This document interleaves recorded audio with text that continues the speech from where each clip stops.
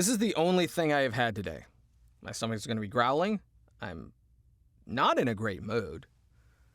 But I'm going to try not to be too bitchy. I'm going to try. But this topic did kind of upset me before, so I can't promise anything. Not sponsored by HEB, by the way.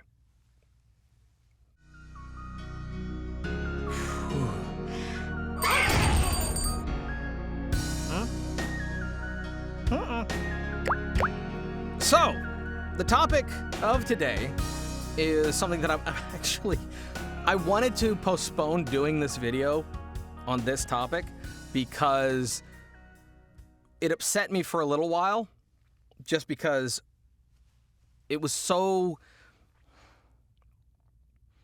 I'm trying to choose my words carefully. So this was because I hosted an audition for Wife from the Future. I post the notifications and links on my YouTube community page, on Twitter, on Facebook, on castingcall.club, and I even sent out private emails to people that were already in my talent pool. So I sent them to everywhere.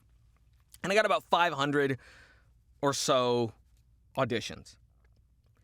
And less than 1 out of 10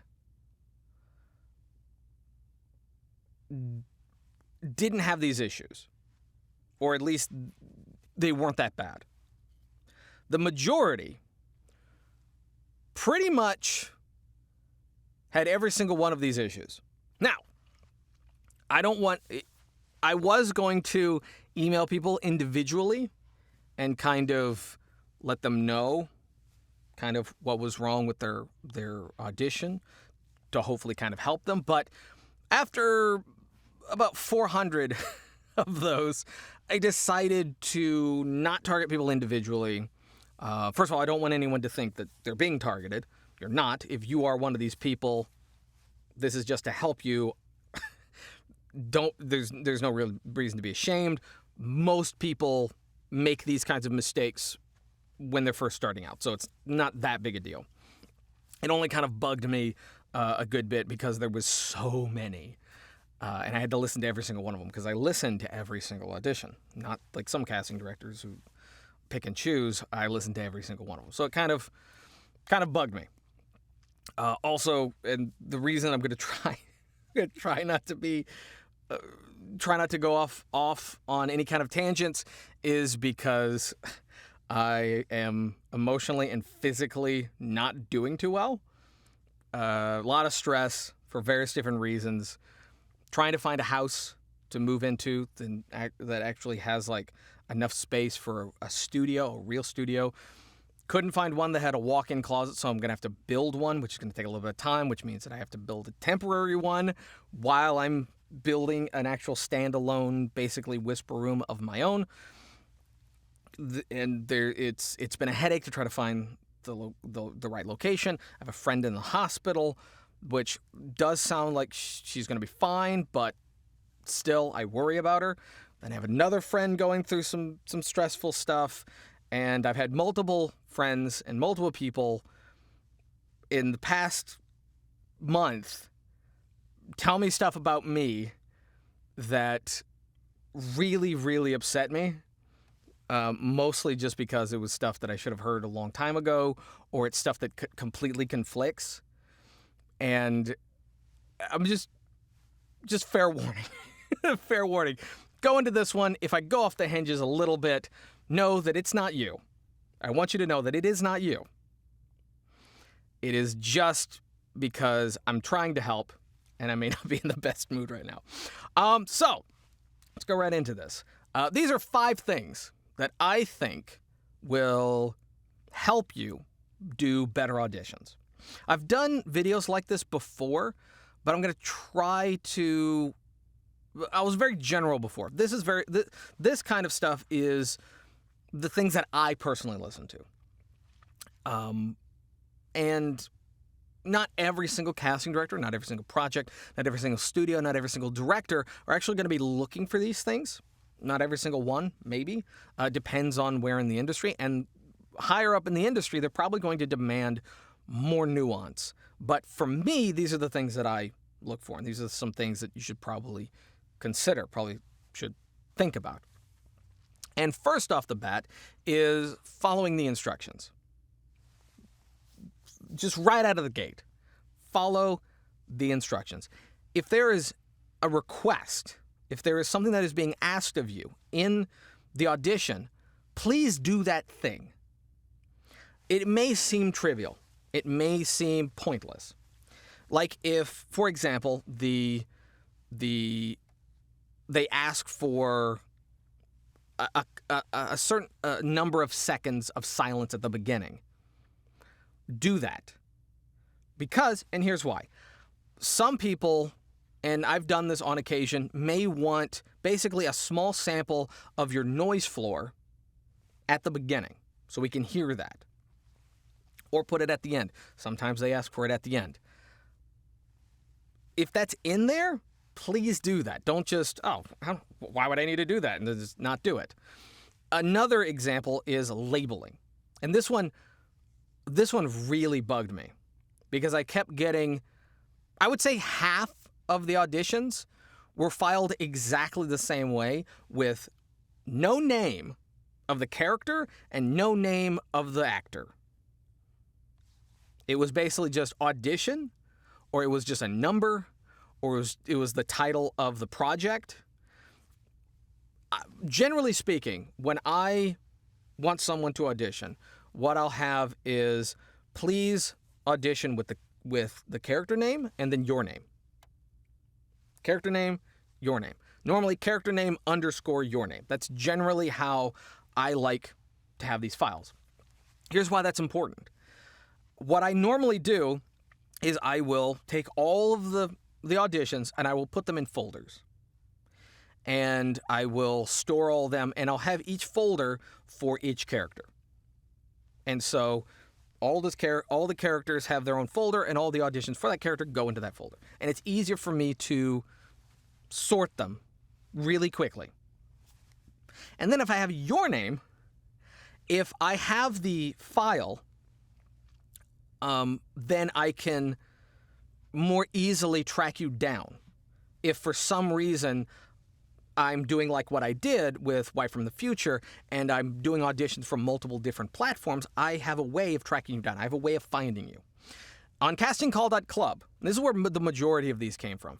On castingcall.club, the majority of people just had, if I was lucky, the character's name. Most of the time, it was misspelled. I don't know why. You could just copy and paste. But it would just be the character's name. And I would have to go back, and after I've downloaded it, because normally what I do is I would go and download all of the auditions.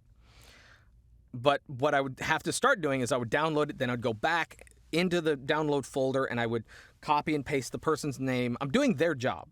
I'm having to do your part.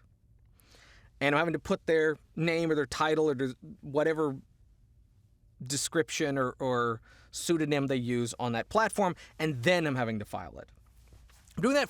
If I have to do that like 400 or 500 times, that's really, really annoying. And that really, really aggravates. Also, if there's instructions saying how many takes to do. So if I say no more than 2 takes, no more than 3 takes, and you give me more than that, all of these things, the labeling, the formatting, if I ask for a very specific format, like for example, I minimum for me is 48 kilohertz at 24-bit. Please, for the love of God, don't send me anything less than that. When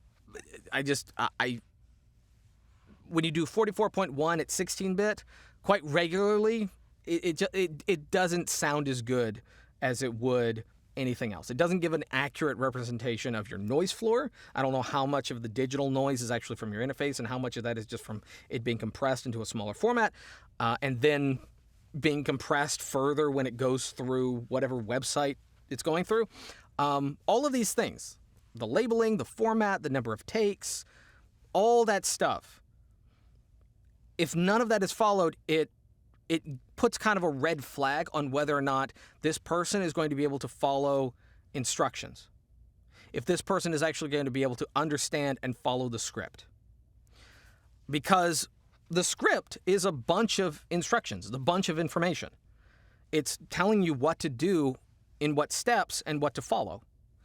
And if you're not able to follow just the basics of the audition, that's a red flag. Now, if everything else in someone's audition, if everything else on someone's profile, everything else in the audio quality, all the rest of that is fine, and that's the only thing, I'll kind of let that slide.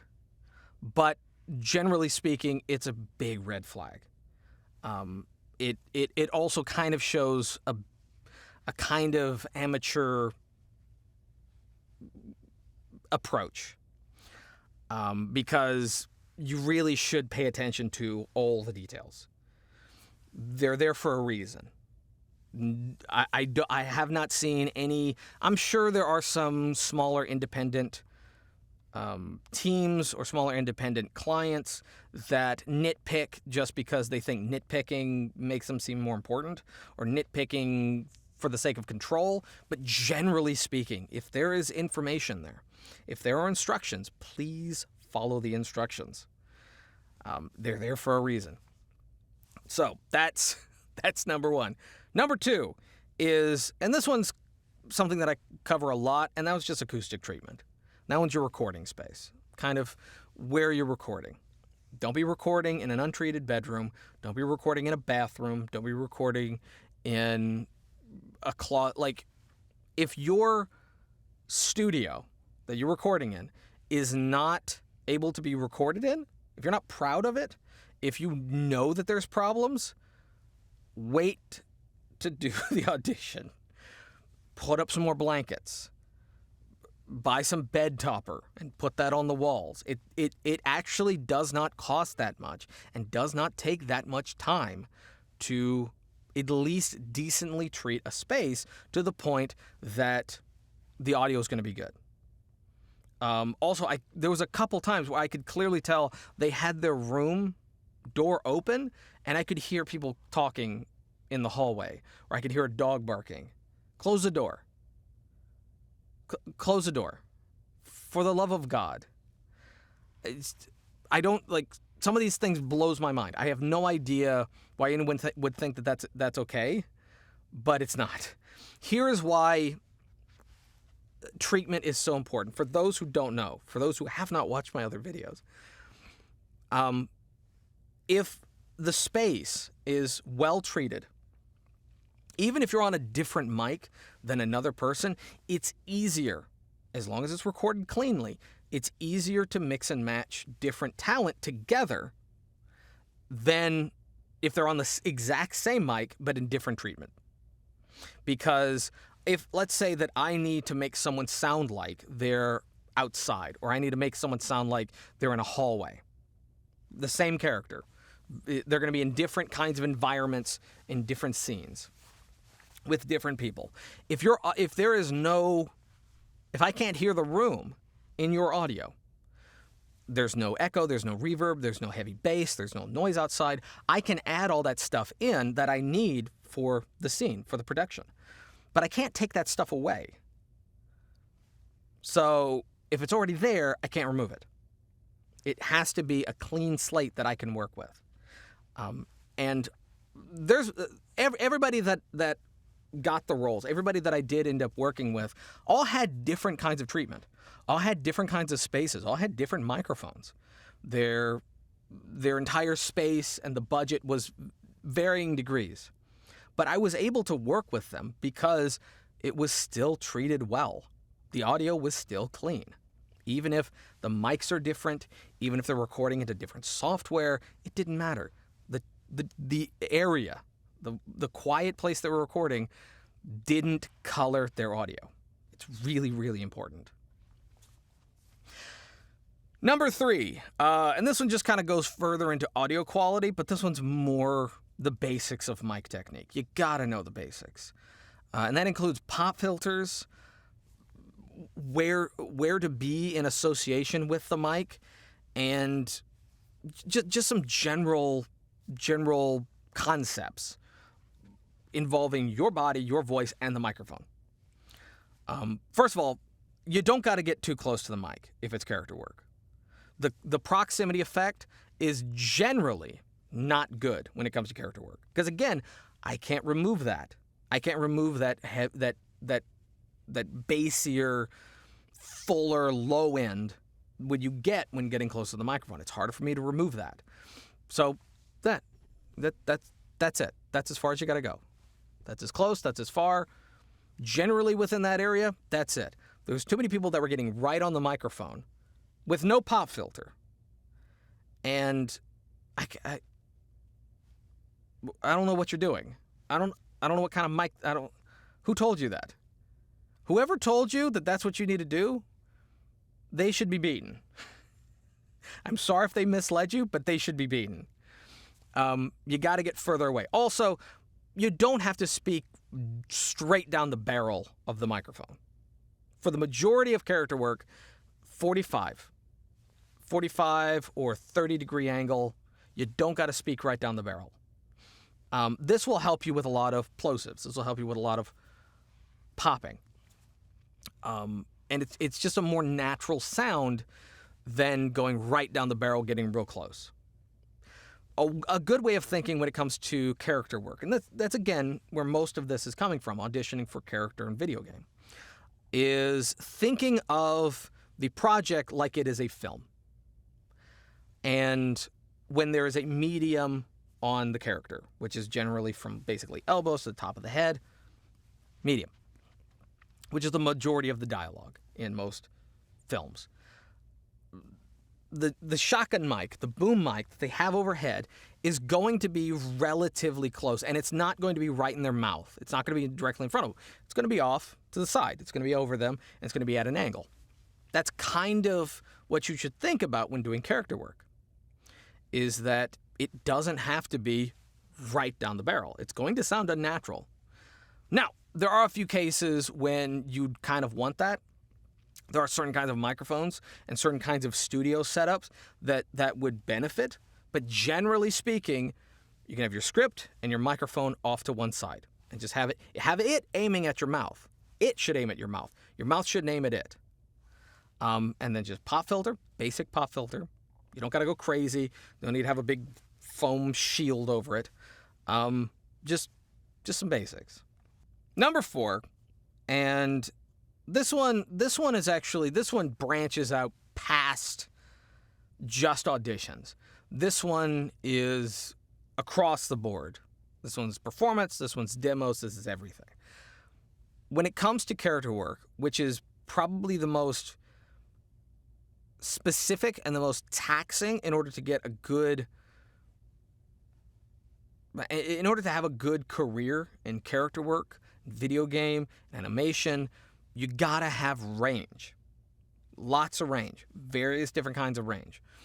And that goes for both whispering and screaming.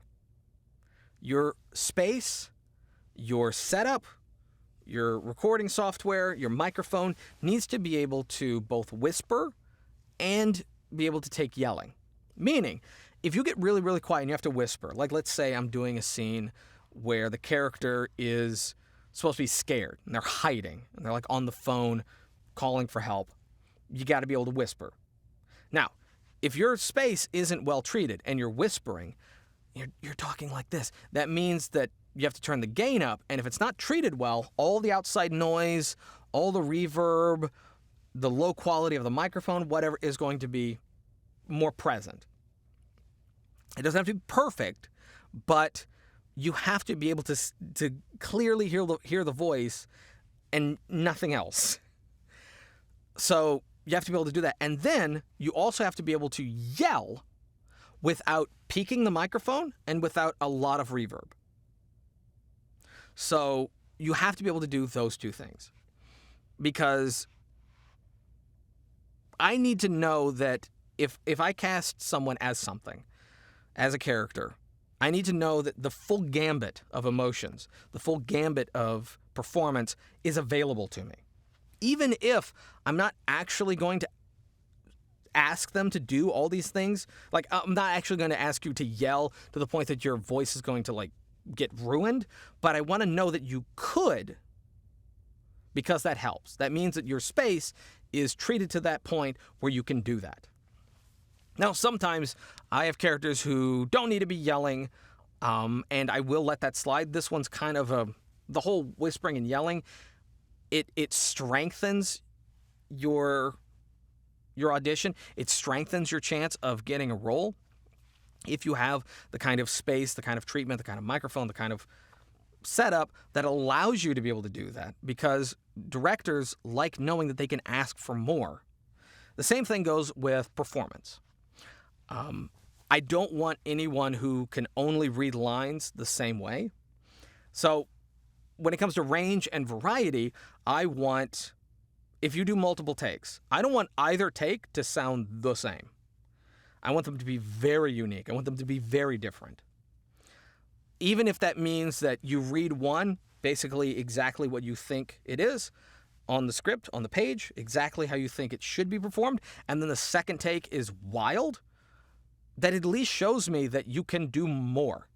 That shows me that you have variety. That shows me that you can push the envelope. It's more advantageous for a casting director, producer, client, what have you, to know that they can ask for more and pull you back than for you to be way back here and them have to push you ahead.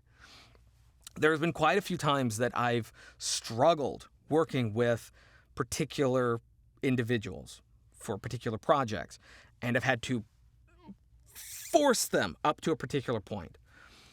And that is so much harder than asking them to go batshit insane and then reel them back in.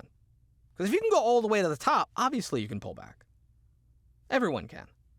But if you can only stay in your comfort zone, it is almost impossible to get you all the way up there where I need you to be. So showing variety, showing your range, these are very, very important, both in your acoustic treatment. You can whisper and yell without too much problem. I'm not saying it has to be perfect. You have range in your acting. You just have to show range. You have to show that you are a variety of colors that I can paint with, not just one. And last but not least, and this one's not as important, but these are all things that will help you get above and beyond the majority. This is one that will absolutely help you. It's not the most important because I've cast tons of people that didn't have really good character demos. But demos and audio sample can be important. So here's why. Let's say I am down to 2 people. You'll both deliver really, really good performances. The audio quality is basically the same. They did basically the exact same read of the script, which is kind of what I had in mind. It's going to be really, really hard for me to pick between the two unless one of them has a demo that showcases their range, showcases the variety of voices, the variety of acting skill better than the other one. That could be the tiebreak. That could be the deciding factor, is something that will indicate that, again, you can deliver more. Because let's say we get in the moment, we start recording, and I want all of a sudden to add an accent to the character for whatever reason. Or I want the character to be more zany and crazier than they actually were in the script. That demo, those audio samples, that resume could be the deciding factor between 2 outstanding, really good performances, really good auditions. So it is good to have these things. Now, like I said, these are not all deal breakers in their own. Now, I would say if every single one of these, you miss every single one of these marks, it's probably a deal breaker. If you miss one of these, if your audition is really, really good, it's fine. If you miss the majority, it's not great. These will absolutely help you move forward. Another thing that I guess would kind of be, not sure where in the list it would actually fit, maybe audio quality, would be don't overprocess and don't do too much to your audio. It could also be something that is in the requirements or the instructions. Because I know on a couple occasions, I don't know if I did it last time, but on a couple occasions I've asked people to not do anything to their audio. Sometimes. And I have seen this before, is that a casting director, a client, a producer, director, what have you, will ask you to not do anything to your audio. Basically just normalize it. And that is kind of like getting a raw audio sample and noise floor as well in the audition, is so that they can see what your audio would sound like if they were to just get it raw. Because they may want to process it differently than you would process it. Which is why in other videos I recommend doing minimal and not going overboard. Generally speaking, if it is probably a larger client, bigger studio, they'll probably prefer it to have nothing done to it. But if it's a smaller client, independent, that may not know how to do anything with the audio, it might be better to do a little bit, but do not overprocess. Do not over-edit. Do not over-EQ. Don't add effects. Never add effects. I guess that would be in there as well. But that one's not too bad. Again, as long as everything else is fine, and as long as the processing isn't crazy, generally I can tell when something is processed. So if everything else is fine, if everything else is great, and I can tell that they process and it still sounds good, I know that I can still ask them for the raw audio and it'll still be fine. So that might be on there, might be something to consider, but it's not a deal breaker. None of these are technically deal breakers. And again, if you are one of these people that auditioned and these sound familiar to you, do not feel bad. Do not feel, I know I came off a little hot, a little bit, just because I really want these to sink in. These will help you all out a lot if you keep these in mind. But yeah, don't feel bad. Just learn from it. I did a lot of this when I started out. I did almost all of this when I first started out. And I learned from a mistake. You should too, and you will too, and you'll get better. We all do. So, yeah. Sorry for this being late, but found out that most people don't actually watch my video on Saturday, so I don't know. Maybe I'll start posting on Sundays?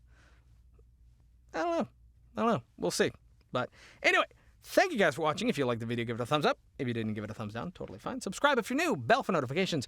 And leave down in the comment section below. Like to ask me any other questions. Have me cover any topics. Need some help. Totally fine. And yeah, look forward to seeing you guys. And hopefully I can do an update vlog on the house if we actually get it. And then hopefully show the entire process of building the studio. But that is going to be a journey. That is going to be a huge upgrade. And I hope you guys will tune into that. Fingers crossed. Yep, that's going to be it. Until next time, peace.